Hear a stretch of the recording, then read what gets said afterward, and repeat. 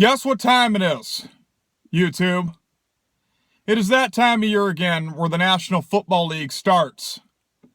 And to be honest with you, to be 100% completely honest, you guys want them, I'm giving it to you. But I gotta force myself to do this, really, because I am not looking forward to this season one fucking bit. But that's besides the point. This Thursday night, a rematch of Super Bowl 50. Carolina is getting a 3-point favorite at Denver. Now, I'll be honest with you, I don't know who's starting for Denver. I thought it was going to be Mark Sanchez until he got traded to the Cowboys. So I believe it's probably going to be that Paxton. I ain't going to know his last name. But either way, it ain't going to matter. Denver ain't going to have an offense. That's the problem I see in this game. Denver's at mile high, and Denver's got a good defense. That's the only chance I'm giving them. But I think Carolina's going to get their revenge. I think Cam Newton and company come out and play good. And I think Carolina wins this game 27-17. They'll win it decisively at Denver. Tampa Bay at Atlanta. Atlanta's getting a 3-point favorite. And a game no one really gives a fuck about, to tell you the truth. Who fucking cares about Tampa Bay and Atlanta? But I'll tell you something right now. I will take Jameis Winston over Matt Ryan any fucking day of the week because Matt Ryan, I do not believe in. He has yet to prove himself in big games. And we seen what Atlanta did last year. Sure, they started out hot. They didn't even make the playoffs last year after starting 5-0. Come on now. I'm taking Tampa Bay in an upset, which really shouldn't be an upset, but I'm taking them in an upset on the road. Minnesota at Tennessee. Minnesota's -2, which means they're getting a 2-point favorite. If you ever want to know what a point spread is, if a team is getting like -2, -3, that means that's what they're favored by. So which means Minnesota's got to win by 3 points or more, just to get it out there. But anyways, Minnesota was going to start Sean Hill. I don't think that's going to be the case. I think they're going to start Sam Bradford. Either way, it ain't going to matter. Tennessee don't show me anything. Tennessee's fucking garbage.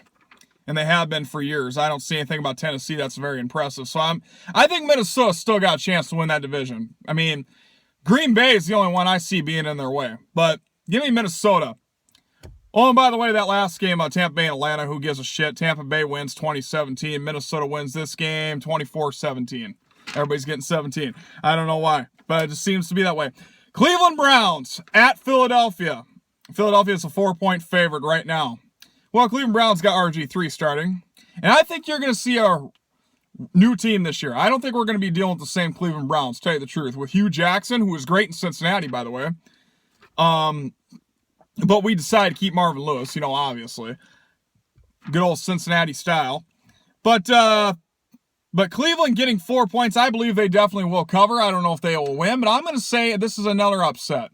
I know Cleveland has been absolutely dog shit when it comes to week 1. I think since 1999, they've only won the opening week once or twice.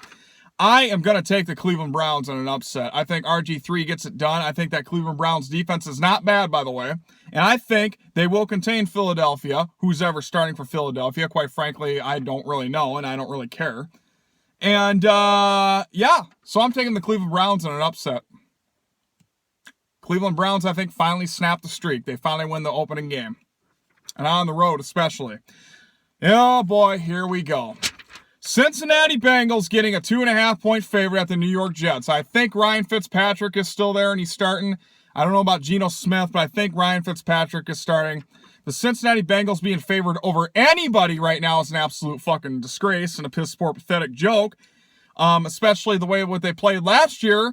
If they play dirty, they might win. But you know what? I'm sorry. I'm taking the Jets to beat the Bengals. I am sorry. The Bengals, for the last 5 years, have fucking disappointed me. I do not believe in that fucking team right now until they can prove me wrong and fucking actually win a playoff game. Who gives a fuck about the regular season, honestly? It all comes down to one fucking game at the end. It's like the NBA. Who cares until the finals, right? But you know what? Marvin Lewis is a fucking joke. Mike Brown's a fat, bald-headed slob of a joke. And Andy Dalton had a good year last year until he got injured. About time after 5 years. I still think they should be starting A.J. McCarron. But the New York Jets will win this game 23. I'm not going to say 17 again. I've said that every single time. 23-20. It's going to be a close game, but the Jets pull it off, which means they'll cover the point spread. Oakland Raiders at the New Orleans Saints. New Orleans is getting 1 point. I'm not a believer in the New Orleans Saints. I'm sorry. Drew Brees is fucking washed up. The Saints are no good no more. They're not the Super Bowl 44 Saints. I'm sorry. They don't got the defense anymore. I'm taking the Raiders in an upset. Oh, no, it shouldn't be an upset. I'm taking Derek Carr and company to go in there and beat the Saints. That's just the way it is. San Diego at Kansas City. Kansas City is getting 7 points, rightfully so. I think San Diego is pure garbage, to tell you the truth. Phillip Rivers' time is done. Alex Smith, he'll play good. Kansas City's at home. It's tougher shit to beat Kansas City at home. So you know what? I actually, though, like San Diego, with all that being said, they actually cover that 7-point spread. I think that week 1, 7 points is a little too much. I think San Diego's going to keep it close. Kansas City wins this game 24-20. Buffalo Bills getting 3 points at Baltimore. Baltimore's a 3-point favorite. The Buffalo Bills with Rex Ryan automatically makes them irrelevant. Although Buffalo's got a really good defense, and it's not E.J. Manuel. I'm trying to think. I can't think right now, really, to tell you the truth. I've had a long day. But I think Baltimore and Joe Flacco recovers from last year, and they have a much better season. They will beat Buffalo 27-13. They will beat them decisively. Chicago at Houston. Houston is a 6-point favorite. Well, guess what? Brock fucking Osweiler is going to shove shit right in Denver's face and show why he should not have been traded. He's going to go to Houston and shine. I'm going to tell you right now. And plus the Chicago Bears with Jay Cutler are automatically irrelevant. Jay Cutler is fucking garbage. I'm sorry. The Houston Texans will win this game very decisively. 34-14, because guess what? Jay Cutler is fucking garbage. Brock Osweiler is going to shine. Houston's got a great defense, and Houston's tough at home. They are going to beat down the Chicago Bears. I firmly believe that. So take Houston to cover easily. The Bears are fucking straight garbage. Green Bay at Jacksonville. Green Bay's getting 4.5 at Jacksonville. Who the fuck is Jacksonville? Jacksonville fucking sucks. I'm sorry. Blake Bortles is not that bad of a quarterback, but Jacksonville's got a long ways to go. Green Bay wins this game 37-17. They beat Jacksonville easily. Miami at Seattle, the largest point spread of the week. Seattle's getting a 10.5-point favorite. You know what? I love the dog on the Seattle Seahawks. But let me tell you something right now. If Seattle loses this game, you can count them out right now, because I'm sorry. I got a couple Miami Dolphin fan subscribers, but you know what? Let's face the facts. Ryan Tannehill fucking sucks. The Dolphins fucking suck, along with their stupid logo that looks like fucking Free Willy or at SeaWorld. Change that back. That logo is fucking ugly as hell. Seriously. The Seattle Seahawks are going to beat down the Miami Dolphins. This could be the biggest blowout of the week, to tell you the truth. Seattle wins this game 41-13. Because Miami fucking sucks. And it's in the Legion of Boom, so I don't think Miami's got a chance. Unless something major happens. Russell Wilson, game manager in my opinion. I don't think he's a playmaker. I think he's a game manager. Seattle, but though, it's got a really tough defense outside the puke Richard Sherman. But, which he's good. I'm not going to lie. You got to face the facts that he's good. But Seattle rolls this one easily. New York Giants at the Dallas Cowboys. This game to me is very interesting. You got Dak Prescott, or Prescott, whatever his name is. Okay, am I the only one that thinks that Tony Romo is not a loss to Dallas, really? I mean, I'm sorry, Dallas Cowboy fans. It's over. Tony Romo is done. He should have retired a couple years ago. There's nothing left in him. He keeps getting injured. He's not even a loss. It's like Derrick Rose with the Chicago Bulls. Seriously. Tony Romo's time is done. You're looking at Dak Prescott, who looks very good in the preseason. Understandably, it's preseason, but it's a pick'em game, by the way. Which means a PK game, if you guys are ever looking it up, that means the line, there's no one favored, there's no one underdog. It's just basically 0. In other words, they really don't know how to judge this game. But I look at the New York Giants. New York Giants ain't shit to me. Eli Manning sucks. He ain't no good anymore like he used to be. I'm actually taking Dallas in the upset, which could be considered an upset considering it's a rookie quarterback starting. But I think Dallas is going to win this game outright, to tell you the truth. They will win this game really closely. Maybe a low-scoring game, 17-14, but either way, I'm taking Dallas to win this game. Detroit at Indianapolis. Indianapolis is getting 4 points. You know, this one's also tough to judge because Detroit started like absolute dog shit last year.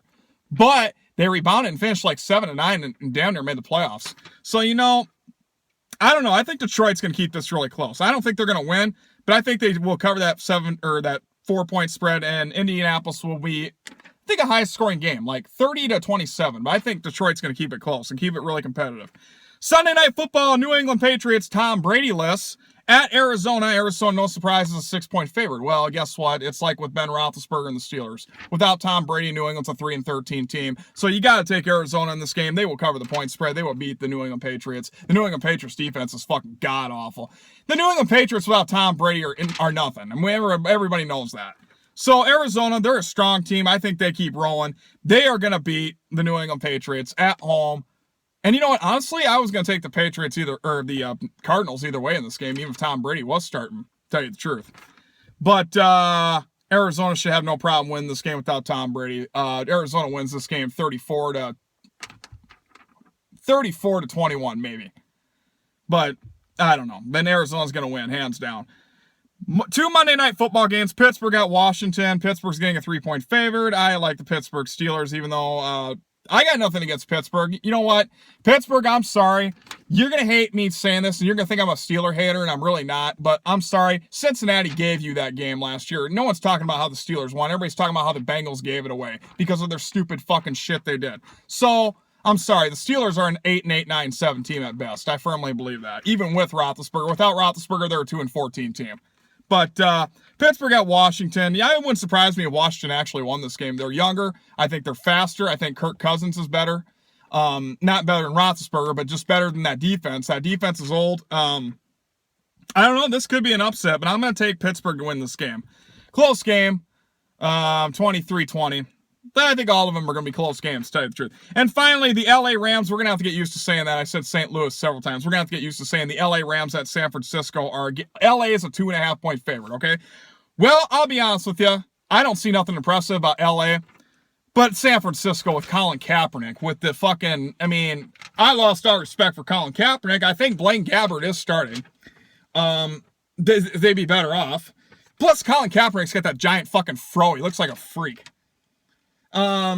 Yeah, I'm taking LA. I don't see nothing impressive about LA. That game don't mean nothing to me, but you know what? LA's gonna win. I got no respect for the Niners after what Colin Kaepernick did. I'm sorry. LA's gonna win.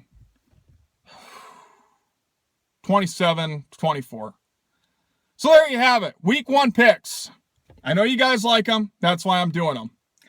But I'm sorry, Cincinnati's gonna have to show me something. I mean, I've gone through 5 years of just pure hell with this team. I mean, finally, Andy Dalton had a good year last year. Thank God, by your 5th year, you have a good year. It's about time. Although I still say A.J. McCarron should start. Anyways, guys, thank you for watching. Like, subscribe, comment, and let's look forward to another year of great football.